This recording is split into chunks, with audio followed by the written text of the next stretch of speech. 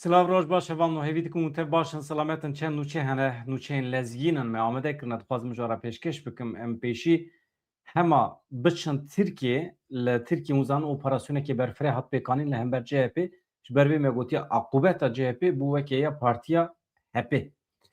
HDP Partiya Kurdan HDP ku Serhedîn Demirtaş figen yüksek dax serokatiye wê dikirin çawa ku bû hedefa operasyonên polîsên dewleta Tirkiye îro CHP ketiye aynı rewşê. CHP cudaye Partiya Yekem ya Komara Tirkiye Atatürk ava kiriye ama ketin vî halî. Niha pêşî tabii em biçin Başûrê Kurdistanê baregeha komeleya zehmetkeşan ya Kurdistanê hatiye bombê kirin. Ew mesele çi ye? Daw çi ye? Qaşo şerê naber Amerîka û Îranê de sekiniye lê em bombardıman çi ye? Çima wisa hêjî didome? Tiştekî ecêb e, provokasyon hene. Ez tabii tiliya dewleta Tirkiye de her tiştî de dibînim. Li hember Kurdan êrişekî pêk hat dîrekt di binî de dewleta Tirkiye bigerin hûnê bibînin. Beriya çend saatan bi dronan êrişî baregehê komeleyê zehmetkeşanê Kurdistanê ya li Dola Alanê hatiye kirin, ew jî girêdayê Hewlêrê ye li Başûrê Kurdistanê. Rojnûsê belavkiriye beriya çend saatan carekê din bi dronan êrişê komeleya zehmetkeşanê ya Kurdistanê hatiye kirin. Li gorî aynî çavkaniyê du dron dema li ser herêmê digeriyan ji aliyê balafirên şeriyên hêzên hevpeymaniyê ve hatine xistin. Divê merû bîne bîra xwe ku ji destpêka şerê di naber Amerîka, İsraîl û Îranê de kampên rojhilatê Kurdistanê yên li ser sînorê Başûrê Kurdistanê rastî êrişên Îranê tên. Heta niha bi taybetî parêzgeha komeleyê zehmetkeşan ev ciyê ku pêşmergeyên komelê zehmetkeşanê Kurdistanê lê dibînin heftê û neh caran hatiye bombekirin. Tê gotin ku Îranê êriş kiriye lê ez di binî wî de dewleta Tirkiye digerim herçend Îran be jî bi destê endamên hikûmeta Îranê artêşa Îranê dibe ku îstixbarata dewleta Tirkiye tê de hebe. Hebanna ji wara saxî selametî dixwazim niha em basa CHP bikin. Min gotiye Felaketa Demokratîk li Rojavayê Kurdistanê li wê derê hilbijartin çêbûn. Hilbijartinên heqetin hûn bibêjin pêkenok lê ez nabêjim pêkenok ez dibêjim trajedî. Felaket. Felaketekî demokratîk e hatiye serê Rojavayê Kurdistanê. Hûn çawa rê didin ku çeteyên li Şamê werin li nava taxa we li gorî usûla xwe hilbijartinê pêk bînin ya paşê wan radibin dibêje em tevlî nabin yani em nalîzin. Ya ev ne ajansekî me gotiye ev tiştek weke heneke we pêkenok e ne pêkenok e. Trajediye. Şîna me ye. Em nikarin pê bikenin. Em ancak dikarin bi vê rewşê bigirên. Tu bigirê jî safî nabe. Wextê ku merov destê xwe bide milê mirovan tere. Mil çû beden tere. Beden çû rih diçe her tişt diçe. Roja ewil divê merov nede. Merov nede. Divê ew mirîşka nehata dizîn. Ew çîrokekî wisa ye. Hûn tev zanin lê îcab neke ez dobarê bikim. Hevanno em derbasê Tirkiye bibin derdê xelkê jî heye. Piştî ku Rêveberiya Özgür Özel ji navenda giştiya CHP derneket polîsên dewleta Tirkiye vê serê sibê saet heftan de bi gaza ku çavan sor dike ser navendê de girtin gaza îsot dibêjin. Özgür Özel piştî destberdana polîsan peyameke vîdeoyî weşand. Cara yekem li Tirkiye tiştekî wisa çêdibe li hember CHP. CHP xwediyê dewletê ye. Partiya Yekem ya Komarê ye. Partiya Yekem anha ya Türkiye jî. Di hilbijartina da sedî çil dengan digire AKP sedî sî jî nagire. Lê anaha hikûmet di destê AKP de ye. Polîsên xwe dixe dewrê. Adaleta xwe, mehkemeyê xwe dixe dewrê li hember CHP. Çiye çinin e ku kongreya CHP li gorî usulê nehatiye kirin. Özgür Özel çawa dikare bibe serok çi kir Qayyum Kılıçdaroğlu anîn danî serê. Êmin ez hewl didim nötr bisekirim lê pêkanînên antîdemokratîk li hember dijminê mirova jî were kirin mirovê dij bisekire. Hûn dikarin bibêjin dewleta Tirkiye dijminê Kurdan e bila hevû de bixwin xilas bikin ew jî fikrekî ye rast e. Özgür Özel di peyama xwe de dibêje em dibin êrişê de ne. Em ji avahiya partiyê dernakevin em ê li ber xwe bidin. Li welatê Enqereyê paytexta Tirkiye aloziya li navenda giştiya CHP gihîş qonaqekê nû Parêzerên Kemal Kılıçdaroğlu hinek parlamenteran vê serê sibê xwestin biçin avahiyê tabî ketin nava avahiyê jî jaliye reveberiya naha ya partiye ve nehatın kabul kirin derî li ser wan hate girtin li ser vê yekê parêzgeriya Enqerê yani Valiye Enqerê ferman da hêzên ewlekariyê xwest ku navenda CHP jaliye Kılıçdaroğlu ve were vala kirin. Yani kesên di hundir da Özgür Özel û hevalê xwe werin derxistin Kemal Kılıçdaroğlu û mirovê xwe biçin bikevin avahiya CHP li ser kursiyê Özgür Özel rûnê. Rêveberiya Özgür Özel ji navendê derneket, polîsan müdaxale kir, gaza îsot bikaranîn, vir da, wê da li hev xistin, pevçûn derket, cara yekeme tiştekî wisa çê dibe. Özgür Özel rabû, peyamekê vîdeoyî nîşan da, got dibin êrişekê giran dane em ê bi tu awayî ji navenda partiya xwe dernekevin. Ez bawer dikim derketiye di van deqeyan de mecbûr maye çünkü gava din dibêje me li kolanan dest pê kir, li kolanan em bû partiya yekem ya Tirkiye li hember AKP, em ê li kolanan jî xebatê xwe bidomînin meşa ber bê îqtidarê ve dibêje Özgür Özel. Êdî çi qas bi ser dikeve nizanim. Wekî ku ew beriya neyasayî nebes bû hatin berderî.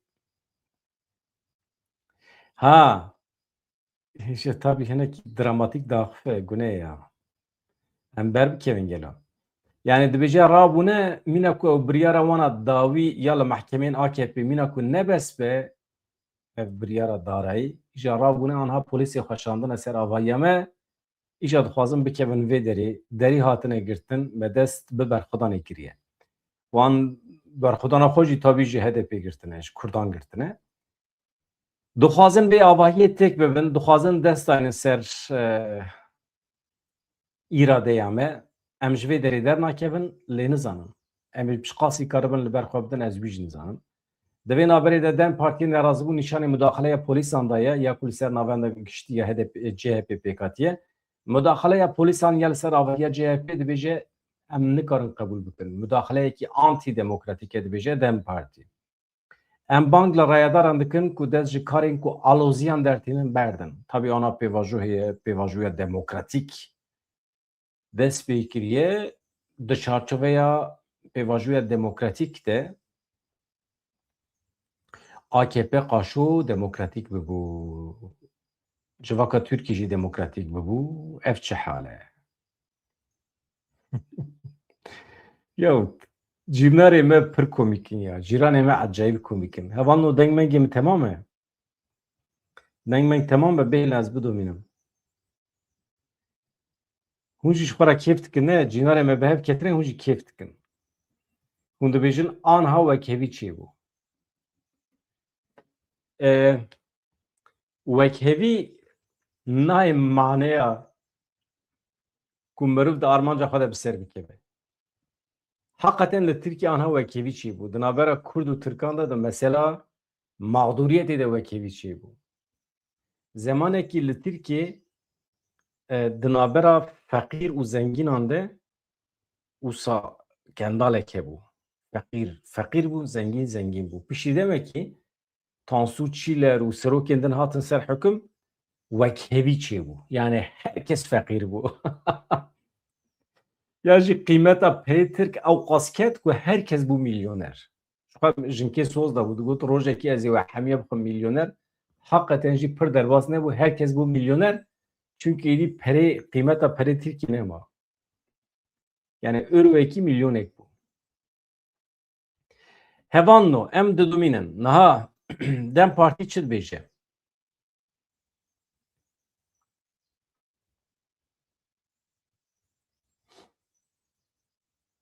Dem Partî bi daxuyaniyekê nivîs ya li ser hesabê xwe medya civakî nerazîbûn nîşan da. Dem Partî beyan kir ku ew çûyîna polîsan ya bi darê zorê û bi fermana walîtiya Enqerê anava CHP qebûl nakin. Ew derxistina parlamenter û endamê partiyê ji nava avahiyê bi tundî şermezar dikin dibêje Dem Partî. Di demekî wisa de ku pêwîstiya herî serekeya Tirkiye xurtkirina prensîbên hukûqa demokratîk e, teqeziya li ser van rêbazên nedemokratîk nayê qebûl kirin. Em qebûl nakin yani. Divê aştiya civakî were mezin kirin, qada siyaseta demokratîk were berfirê kirin, pir xweş e. Dem Partî diyar kir ku ew her tim li dijî müdaxaleya dervê siyaseta demokratîk in. Em bang li rêdaran dikin ku dest ji karên ku aloziyan derdixin berdin. Divê helwesteke li gorî prensîbên demokratîk û aştiya civakî were nîşandan. Em bang li rêveberên CHP dikin. Bang li hemû welatiyên ku alîkarî didin CHP, em bang li wan jî dikin. Stakîm bin. Bila li ser bingeha diyalog û lehevkirinê rabin pirsgirêk xwe çareser bikin.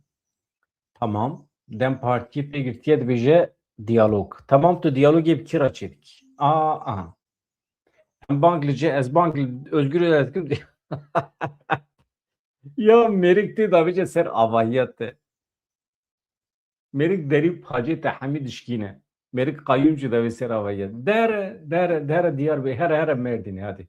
Em ji hevalê me Dem Partiyê re bêje. Here Mêrdînê mesela qayyum bi diyalogê hel bike. De hadi. De here Batmanê hel bike. Here hel bike. Here Selhedîn Demirtaş 10 sala di hepsê de biriya diyalogê hel kê hadi hevalê me Dem Partiyê. Ya em çiqas nerm bûne ya. Em bûne light. Em bûne siyasetmedarên light ên demokratîk. Acayip bûne em ne? Bi dewleta Tirkiye re diyalog nabe. Nabe.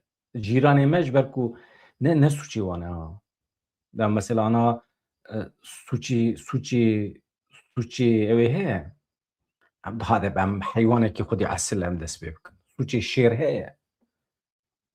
Suçê kerê heye. Suçê heywanekî din heye na. Çima? Çünkü heywan li gorî xwezaya xwe tevdigere. Çünkü hovin, hirç li gorî xwe tevdigere ya. Binêrin, hevanno. Heşê huzûra we dibêjim. Hûn çim piş hespê, yan jî hûn çim piş kerê, ker çifte davêje we. Tamam.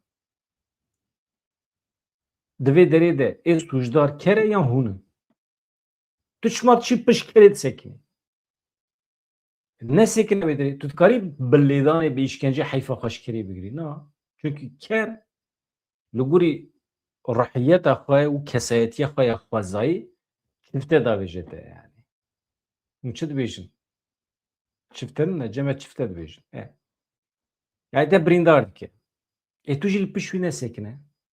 Tu wextê biçî tedbîra xwe negirî, tu biçî pêşiya kûçik aciz bikî, kûçik dev bavêje te û çaxê tu sûcdarî.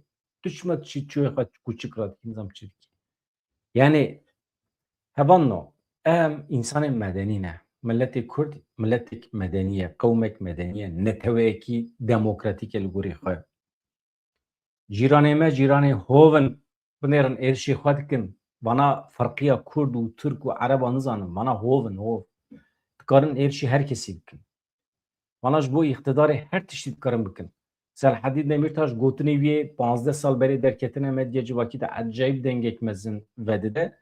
Dibêje AKP, MHP tişta ku ji bo îxtidara xwe nekin tune ye. Vana ji Osmaniyan tên, vana ewladê xwe dikarin bikujin, neviyê xwe, tornê xwe dikarin bikujin ji bo îxtidarê. Vana êrişê Kurdan dikin, êrişê Tirkan dikin, êrişê her milletî dikin. Vana qira Ermeniyan a Sûriyan anî, qira Xristiyanan anî, qira Êzidiyan anî. Paşê jî xwestin netewekî bi navê Tirk çêbikin lê nebû. Pêşî însanên ne bisulman ji nava xwe derxistin, xwestin qewmekî temamî bisulman û Sünnî, ser mezhebê Sünnî ava bikin. Ji aniha jî dixwazin di nava Sünniyan da jî tenê Tirkan bihêlin, însanên ne Tirk ji nava xwe derbixin. Yani irqek, nijadek arî. Yani pak, saf, di mana safbûnê de dibêjim. Sırf Tirk. Di mana arınma da dibêjim yani. Ez behsa evê nakim yani. Behsa bavûkalê me nakim. Hevanno. Yesinler birbirini. Ya çima yesinler birbirini ya? Uğurlu müzik. Malatya avat. Şevani uğurlu müzik. Zuda tütünüyem. Zuda halete me pirsiye.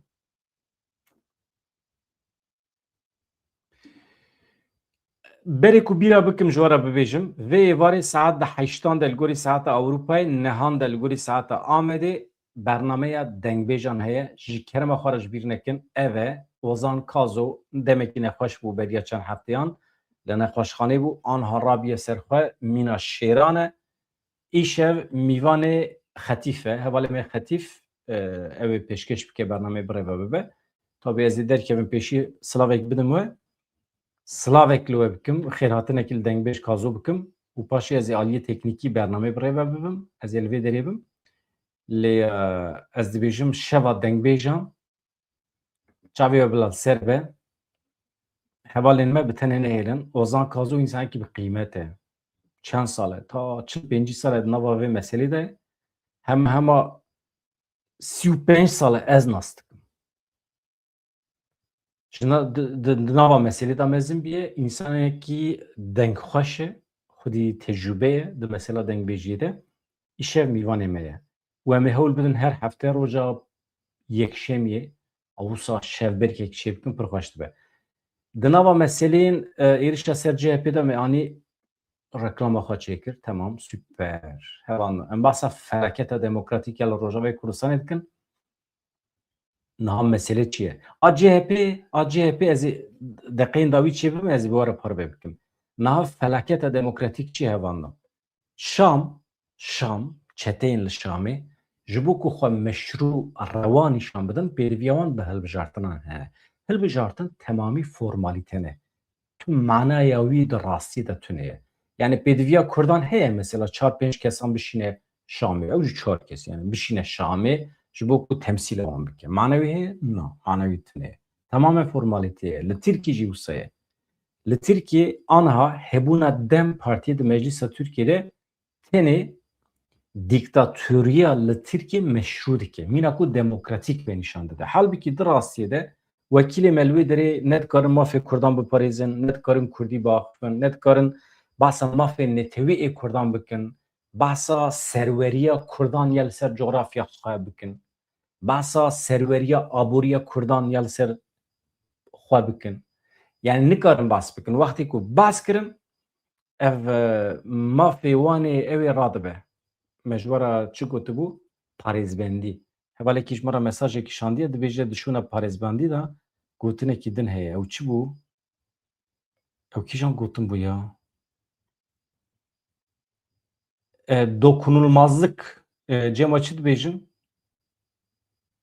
dokunulmazlık evvel ki jmara şandı bu binler bu çöpe gotiye serg ve roje min pırsi bu ya serg çöplük sergo çöp kutusu sepeta sergi mantık ya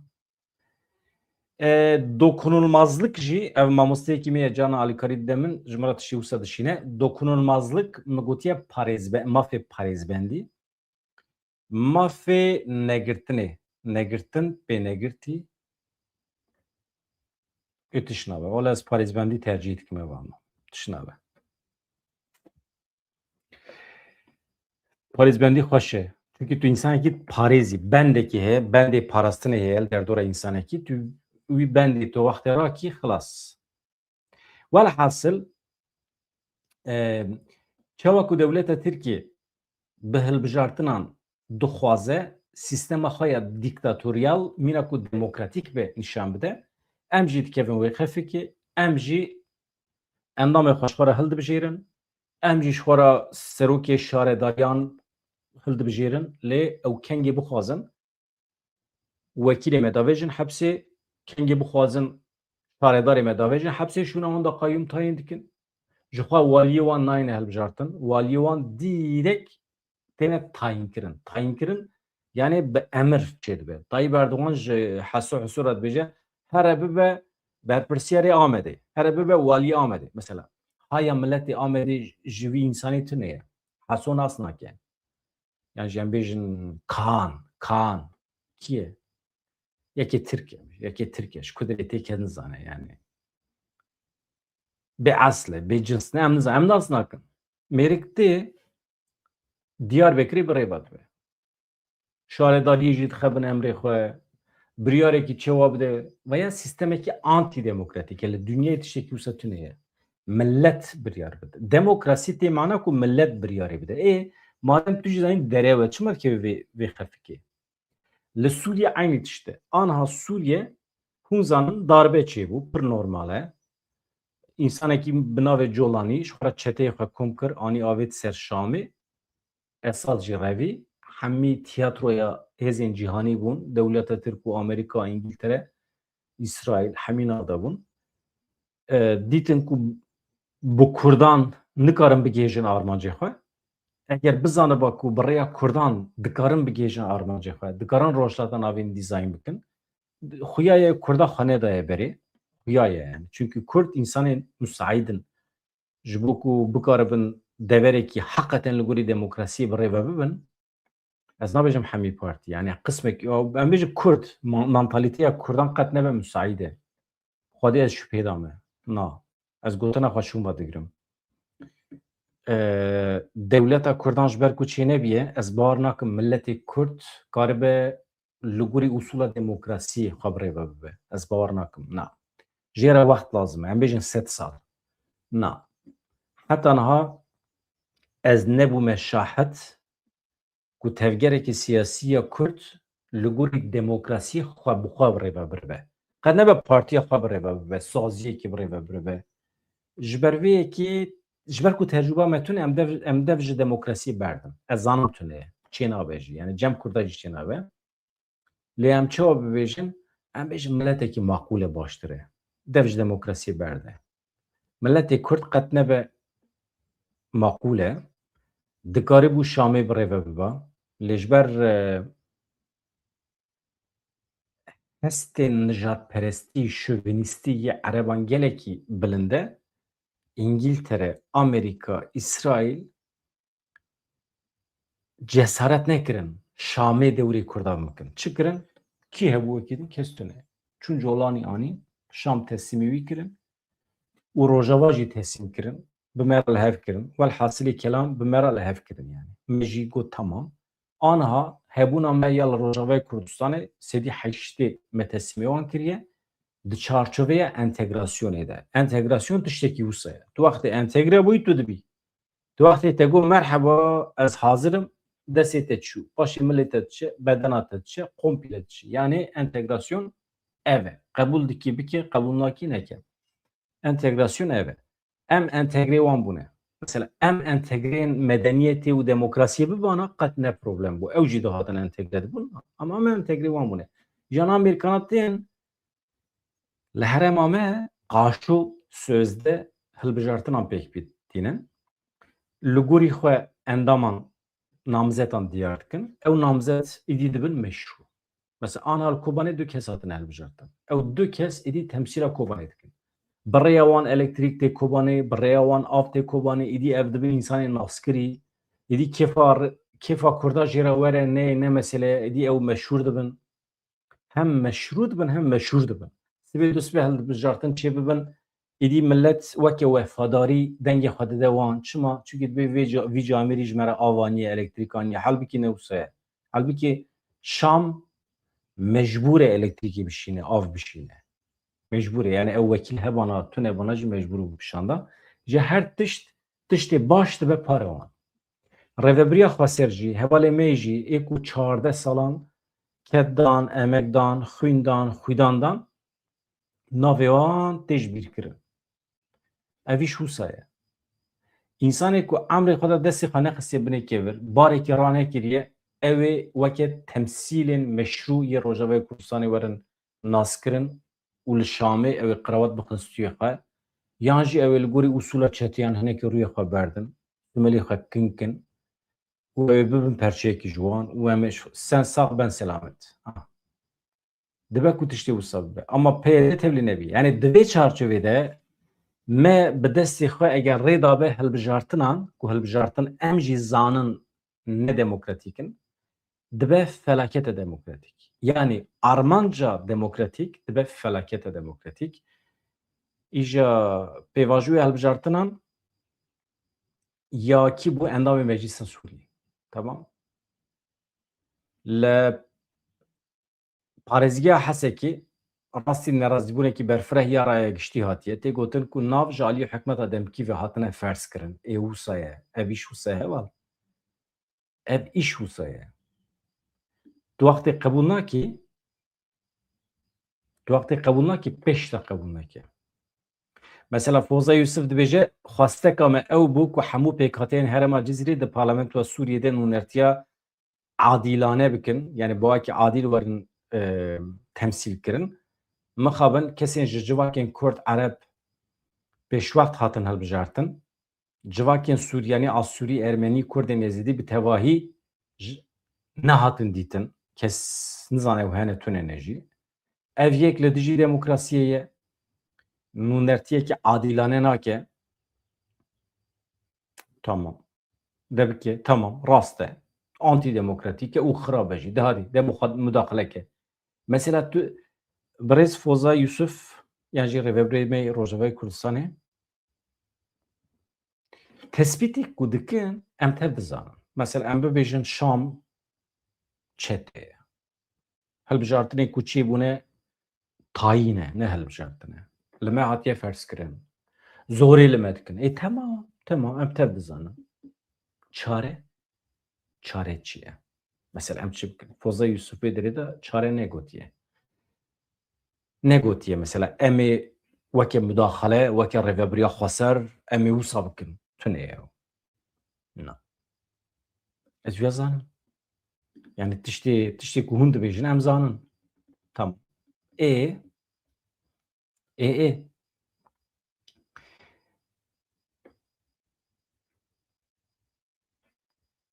Hevseroka Partiya Heyetiye Demokratîk PYD Pervîn Yusufê ragihand ku ew tevlî hilbijartinên parlamentoya Sûriyê nabin. Tamam nebe. Ama derenge. De rojek beriya hilbijartinan gotiye. Dibête du sê hefte pêşta, heft roj pêşta, salek pêşta te bigota heta ku em hazir nebin, heta ku em ji waran nebêjin temam hûn nikarin roja hilbijartinan diyar bikin. Şam li gorî xwe çawa roja hilbijartinan diyar dike? Millet ne hazir ya millet hezê şer derketiye. Pervîn Yusufê hevseroka PYD li ser hilbijartinên parlamentoya Sûriyê axifî eşkere kir ku wekî PYD û beşdarê van hilbijartinan nabin. Wekî partî biryara xwe me daye em ê hilbijartinan da bi towa wê cih negirin li ser mafê nûnertiya Kurdan da zanîn ku Kurd ji sedî 20 nüfusa Sûriyê pêktînin. Ji ber vê yekê di parlamentoya Sûriyê de ne 4-5 kes herî kem 40 kursiyên Kurdan divê hebin. Ya balkêşe rojnamevan Berzan Ayso hatiye weke namzet hatiye nîşandan lê hatiye hilbijartin ne hatiye hilbijartin ez vê nizanim. Muhakkak te hilbijartin. Mesela Pervîn Yusufê çi gotiye? Tu kes li ser navê PYD tevlî hilbijartina nebiye. Berzan Ayso wekî namzetekî serbixwe ketiye pêvajoya hilbijartinan.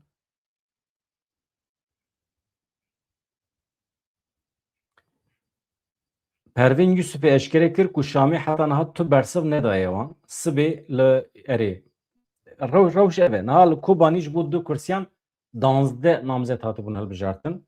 Li Hesekê ji bo 3 kursiyan 13 namzet hebûn. Li Dêrikê ji bo 2 kursiyan 2 namzet hebûn. Li Qamişloyê ji bo 4 kursiyan 7 namzet hebûn. Li Hesekê Kobanî hilbijartin çêbûn. Kurd bi temamî çend kursiyan destxistine gelo. Qet nemî heqete nemîhîm e. Ama dîsa jî ez ji were bêjim.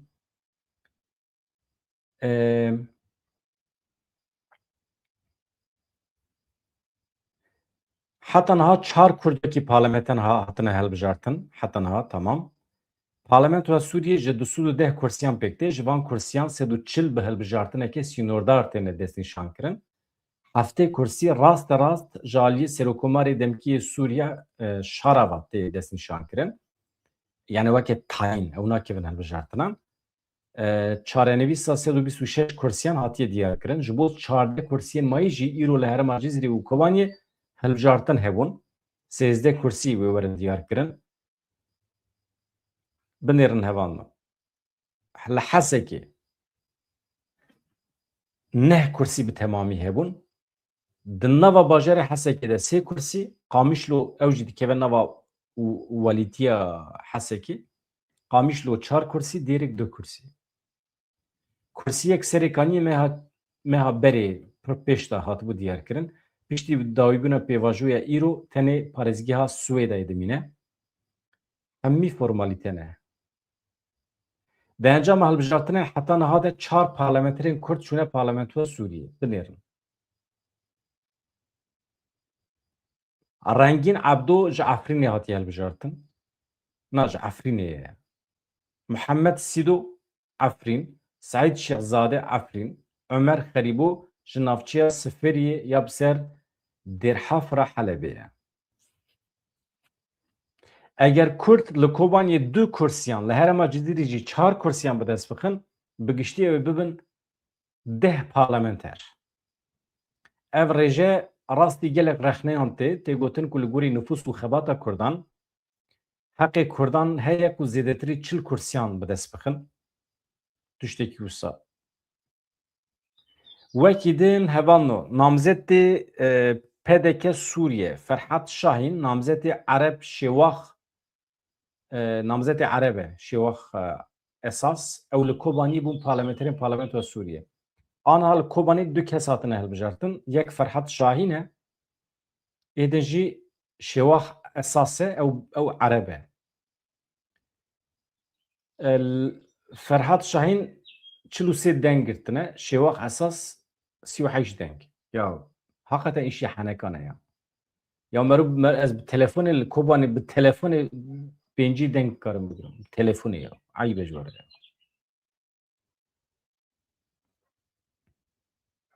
Hikûmeta Sûriye ji bo dengdana ji namzetê parlamentoya 7 kes diyar kiribûn. Hejmara giştî endamê parlamentoyê falan bêvan dîsa aynı agahîne. Na hevan di derbarê hilbijartinê li Rojavayê Kurdistanê de ev hemî formalîte ne tam acilen çeteyên li Şamê dixwazin rewa bin, meşrû bin di qada navnetî de. Yani me hilbijartin pêk aniye. Yani ser xwe eda dikir. Tamam. Ji bo em pir bon hedin wan. Demên pêş me de êdî em helwesta rêveberên Rojavayê Kurdistanê binirxînin. Çavê me li ser wan beke ew çi dibêjin. Ama ez bixwe dibêjim tu rê bidî ku çete li Rojavayê Kurdistanê hilbijartin çê bikin veya felaketa demokratîk e. Xilas. Saziya dadê ya Îranê ragihand ku welatiyê bi navê Müşteba Kiyan bi tohmeta hevkariya bi saziya îstixbaratê ya İsraîlê re hatiye îdam kirin. Hûn binêrin hevanno ev jî tîyatroyekî din e ama dibe sebebê mirina însanan. Pîş û aqlê însan nagire ku tam di vê demê de pêdiviya İsraîlê hebe ku kesekî li Îranê wezîfedar bike ji bo agahiyên îstixbaratî.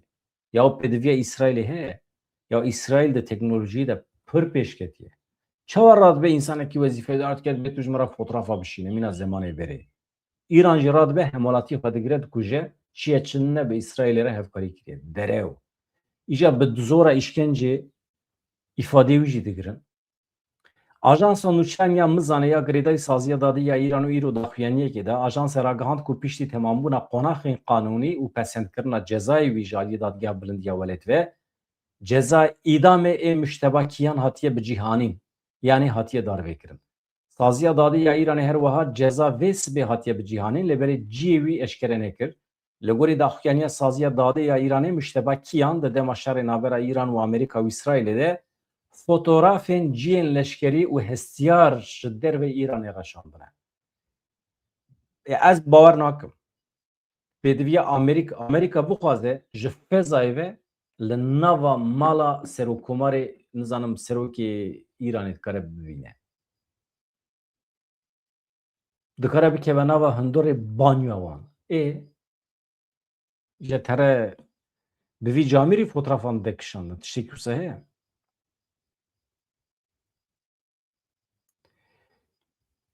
Binêrin li gorî saziya dadê ya Îranê Müşteba Kiyan ew ê ku vê sibê hatiye darvekirin li parêzgeha Elburzê hatiye darizandin. Di kêmtirinê 5 rojî de temam biye mehkemeya wî 5 roj. Ceza îdamê hema hatiye pêkanîn. Di mehên borî de bi cîhanîna ceza îdamê li Îranê zêde bûne bi taybetî jî darvekirina kesê ku bi sûjbariyên ewlehiyê û sîxuriyê li ser wan hene zêde bûne.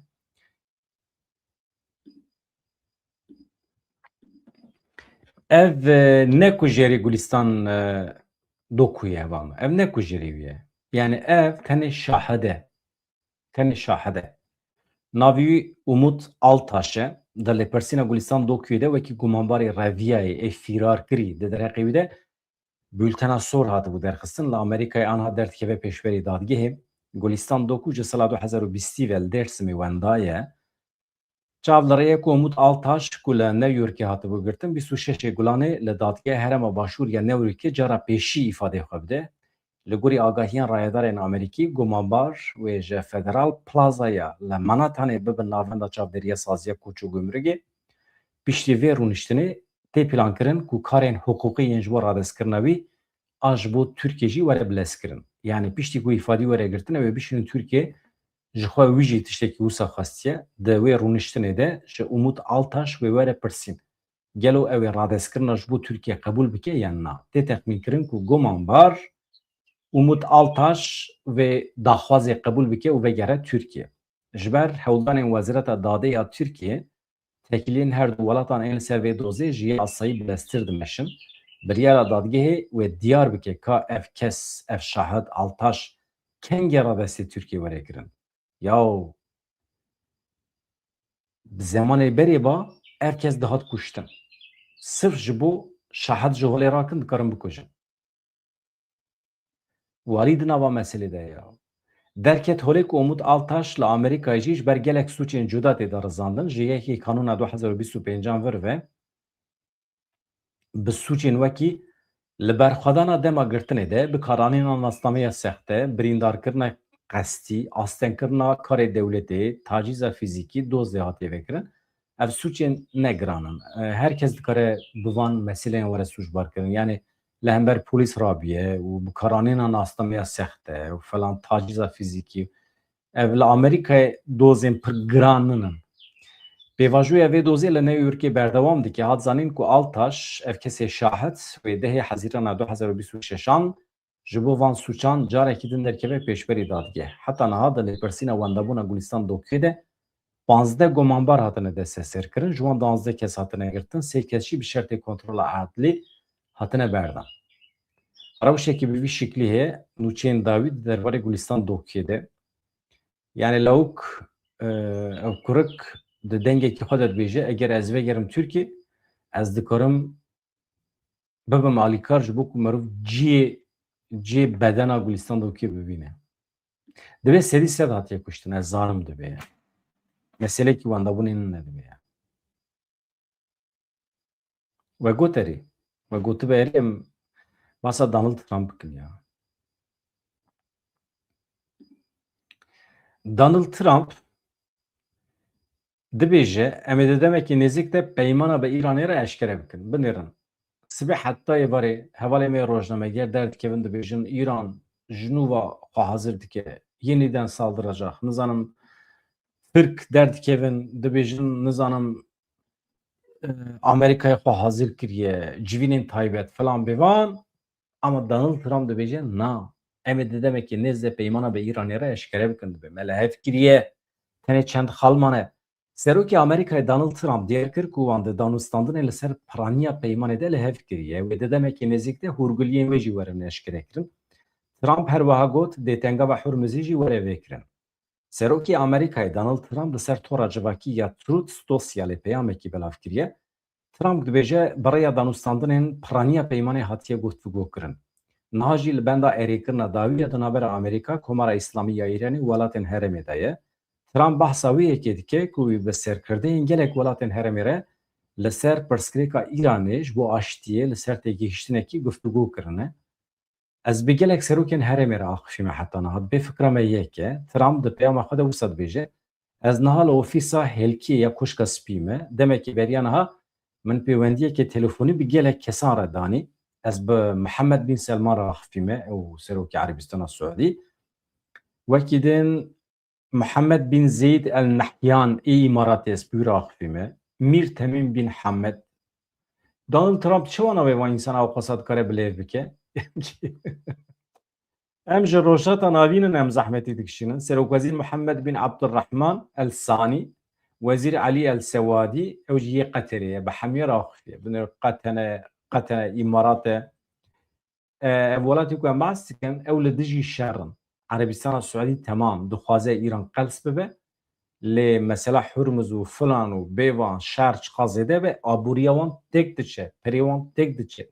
Her wiha ez bi sererkan Asım Münirê Pakistanê re jî axivîme. Serokkomarê Tirkiye Recep Tayyip Erdogan, Serokê Misrê Abdülfettah Sîsî, Şahı Ürdün'ü Abdullah Düyem, Şahı Bahreyn'i Hamed bin İsa Khalife Radbe Zakfime, Hammiye Radbe Zakfime, Mıkse Kiriye.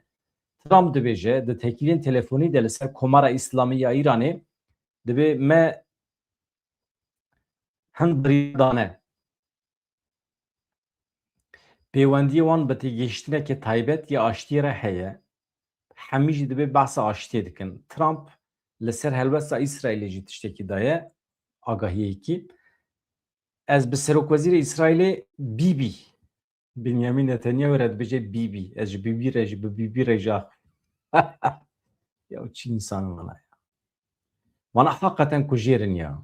Donald Trump jî kujêre uzanin. Ji bo pera tiştî dike. Her tiştî. Wê rojê ekîba xwe girtiye çûye Çînê. Du sê rojal Çînê maye. 9 saat daye stendiye. Ne saat? Ne saat? Ne saat? Bi serokê Çînê re qise kiriye. Eleqa wî bi Îranê tune. Temamen li ser pera ye. Nav ji Ewropê ve di sistema ticareta cîhanê de dixwazin sistemekî nû çê bikin. Dixwazin dolar ji destê xwe derbixin. Pereyekî nû çê bikin. Dixwazin hinekî menfaetê Çînî jî têda bigerin ku Çîn qebûl bike vê sistema nû ya Amerîka ji ber vê yekê karsazê xwe bixware bir. Elon Musk çi îşî wî heye li Çînê? Çi eleqa Elon Musk bi evê re bi Îranê re heye? Elon Musk ne tücarê petrolê yekî. Teknolojî, tiştê din, dolar, pere, deyn, bono, gelek tişt hene. Di demên pêşme de em serva mijaran dikarin biaxivin. Lê dibe ez pêşî hinek xwe bikim xwedî agahî. Ez zanim mesele ne Îranê. Ez wî zanim. Di salên pêşme de hûn ê bibînin di sîstema pere a bazirganiyê de wê guherînê cidî çê bibin. Türkiye jî di mesela aboriyê de ketiye binê îflasê aniha pir bi zorê daye. Perê Tirk di demên pêşme de qîmeta xwe wê hê bêtir wan de bike. Çünkü zêr di destê Tirka da nemaye. Tirkiye zêrê xwe te firotin derva. û ketiye bindeyên. Bideyên. Pir zêde di bindeynan de ye. İmkana ku bikare bi van deynê xwe bide tune çünkü berdêla wî tune ye. Zêr tune ye. Aniha zêrê xwe temamen difiroşe ji bo deynê xwe bide. Paşê deyn xilas nabe ki. Ya. Çima? Çünkü hilberîn tune ye. Tu heta di nava welatê xwe de tiştekî çênekî nefiroşî derve û pere nekeve hundir, tu tim feqîr dibî. Feqîr dibî. Min dê re ji we re nûmuneyekê bêjim. Kîloyekî hesin, ne kîloyekî hesin. Çi qas ye? 10 euro ye. Türkiye kîloya hesinê xwe bi 10 euroyê difiroşe Almanyayê. Almanya kîloya hesin digire 10 euro dide Tirkiyeyê. Dixebitîne ji wî hesinî kordonê saetan çê dike, destikê derya çê dike, tiştê din çê dike. Ji wî kîloya hesin ku bi 10 euroyê girtiye $10,000 qezanîş dike. Ew perê ji ku digire? Ji Tirkan digire. Çünkü ew difiroşe Tirkiye. Türkiye şûna ku wî hesinê bifiroşe Almanan, wî hesinê bi xwe çê nake. Xwe goterê. Hesinê bi xwe çê nake. Ew kordonê ku ê saeta îja tînin dixin nava saetê Swîs re bi hezaran dolarê difiroşin. Belkî nake 100 gram jî. Ew wisa edet wisa ye. Tu ji berhemê xwe divê bizanibî hilberîn çêbikî, hunerekî çêbikî derbixî. Yani behsa wê dikim yani tu mesela dar da jî wisa ye. Dar. Normal tu tona dar difiroşî bi 100 euro. Tu wî darê li memleketê xwe bihêlî, tu însanê xwe bigirî kar, tu ji wî hunerekî çêbikî, mobilya çêbikî, sanat çêbikî, tiştekî tu wî bifroşî derva, tu wî ji tona dar di şûna $100 da tu dikarî $100,000 qezanîşkî. Bê mübalağa. Ji tonekî dar tu çi berhem dikarî derbixî, çi sanat dikarî derbixî, çi tiştê Gerhatî dikarî çêbikî. Vaya ekonomî evan na. Ez bîne ekonomîstan daxivim na. Mesela Donald Trump Donald Trump dibêje li bendê bin ku ez ê bi Îranê re peymanekî mor bikim, detayê wî ez ê paşê ji we re bêjim. Ka em jî li bendê bin. Vîrusa Ebola'yê li Kongoyê bilez bela dibe, kî dibêje rêxistina tenduristiya cîhanê dibêje. Da zanîn ku asta riskê neteweyî ya vîrusa Ebola'yê li Kongoyê zêdetir dibe. Yani riska neteweyî heye. Çima riska navnetewî jî heye. Ebola çima dikare were Ewropayê jî, dikare here Tirkiye jî, Kurdistanê jî. Divê merov cidî bigire yani. Arayedaran şiyarî dan ku pêwîst e ev vîrus bi sivikî neyê girtin. Binêrin ew jî mîna me dibêje. Asta riska li ser asta herêmî bilind dimîne lê li ser asta navnetewî anha her çend niz be jî divê merov cidî bigire. Revebirê Giştî Rêxistina Tenduristiya Cîhanê Tedros Adhanom di civînekî çapemenî de li Cenevrê axifiye dibêje vîrusa Ebola'yê li Kongoyê bi lez belav dibe. Rayedanên Rêxistina Cîhanî wekî din beyan dikin ku li dijî cureya vê vîrusê bûndîbûngoye dibêje ev cureya rêxistinî tu derziya wî tune ye. Ew ê xeletiyekî mezin bibe ku mirov vê wekekî masiyekî bibîne yani divê mirov cidî bigire. Temam me jî cidî girt. Hevan do serokê mîtê de axife. Serokê mîtê çi dibêje ka nû çend deqeyê dawî jî hene. Ev navenda CHPê axisa bombe dikin ya. Acayip. Kemal Kılıçdaroğlu anha di nava avahiya CHP'de de ye çikolata belav dike li xebatkarên wê derê. Mîna ku henekê xwe bike bi zarokan. Heman no serokê mîtê çi dibêje hûn zanin çi dibêje. Bahsa pêvajoyê dike henekê xwe bi Kurdan dike dibêje em di pêvajoya Tirkiye bê terör de gelekî pêşketine. Nûmuneyên ku dide hûn zanin çi ye? Mesela nabêje me qanûn çêkiriye, nabêje em weke dewlet em çûne vê derê me ev gavavitiye filan bêvan nabêje. Dibe me çek dane seknandin. Me çek dane danîn, me rêxistin daye fesih me kiriye dibe yani. Tiştî ku Partiya Karkerê Kurdistanê kiriye weke serkeftina xwe dibîne. Yani însanê ecayîb dirûne. İnsanên heqeten para xwe negirtine ji exlaq. Hemû sabêjin baştir e. Di mesela exlaq da problemên cîranê me hene. Şev cidî ye ya. Heqeten şev cidî ye. Ez İbrahim Kalın xilas kim hevanû ez cî bidim çend dîmenan. Baş e. Bi destûra we ez hema İbrahim Kalın bînim ser ekranê.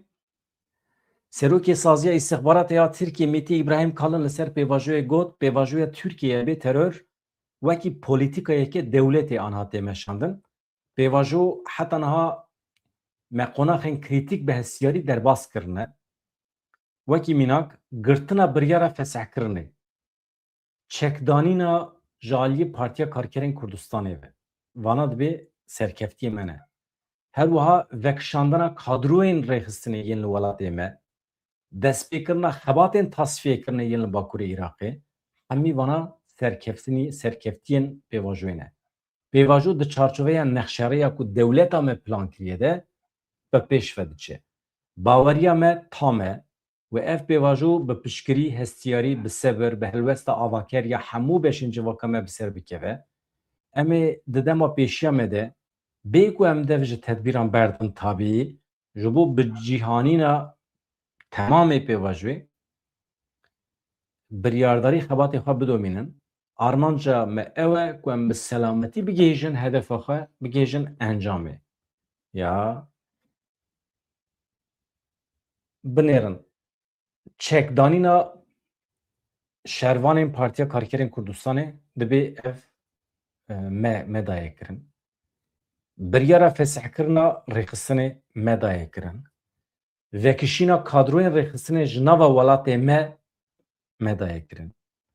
Destpêkirina xebatên tasfiyekirina bi temamî a rêxistinê li Bakurê Iraqê me daye kirin. Basa Rojavayê Kurdistanê nake. Madem serkeftina we ye qene bêjin Rojavayê Kurdistanê jî me wisa kir. Hevan. Acayibin ya. Cinarê me ne başin ji me re hevan. Cinarê me nebaşin.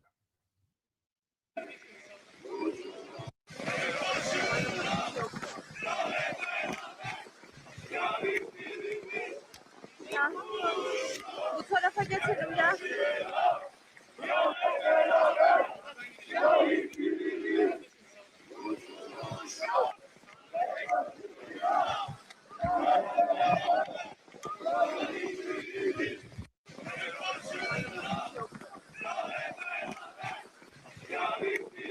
Gene bak.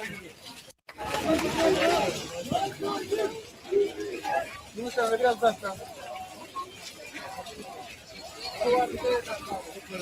Gene bak.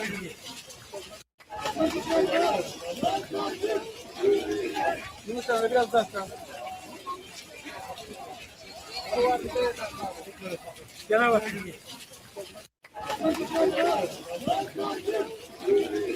Yunus Emre biraz daha sağ.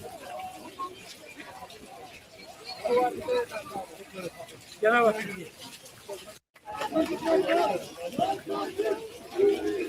Yunus Emre biraz daha sağ. Gene bak.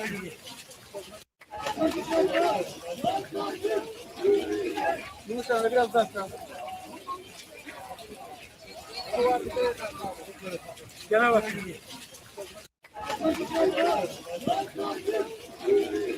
Yunus Emre biraz daha sağ. Gözlerinin yaşına bak. Muttan bize esir almış. Şu feleğin içine bak. Ankara'ya Cumhuriyet Halk Partisi'ni baba ocağına esaretten kurtaracak mıyız? İşgalden kurtaracak mıyız? Bu yolda hep birlikte yürüyecek miyiz? İşte bugün Cumhuriyet Halk Partisi'nde günlerdir sabaha kadar bekleyen sizlerle baba ocağını korumak için, baba ocağı işgal olmasın diye, baba ocağı kime emanetse üyeden, delegeden, onun dışında birinin eli değmesin diye oraya canını siper edenlere teslim olmanın sınırı yok. Defalarca uyardık, söyledik. Teslim olmayın. Sınırı yok. Onurunuzu, haysiyetinizi, paranızı, malınızı, mülkünüzü, her şeyinizi alır, yine affetmez. Bari dik durun ya. Bari dik durun. Daha fazlasını yapacak. Çünkü siz verdikçe o isteyecek. Sizden daha fazlasını isteyecek. Biatın sınırı yoktur. Köleliğin sınırı yoktur. Yapmayın.